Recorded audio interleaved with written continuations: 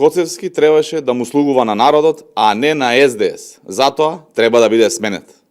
ВМРО ДПМН имаше разбирање за Лјупчо Коцевски со месеци, тргајќи од премисата дека може би бил под притисок на СДС и од неговите зборови дека ќе почне безпоштедна борба против криминалот.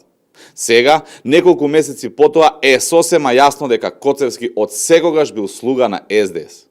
Со месеци, Лјупчо Коцевски не работи ништо. Нема никаква иницијативност, ниту желба да се подобрат работите во обвинителството. Народот со право е разочаран од правосудството, кога на чело на јавното обвинителство седеше Коцевски, кој со месеци нема отворено еден предмет, а на скалите за мерење на корупција рушиме рекорди. Не може цел свет да гледа корупција и проблем во правосудството, само Лјупчо Коцевски, кој треба да се бори против истата, никако да не ја види. На народот му е прекуглава од изговори. Лјупчо Коцевски доста беше.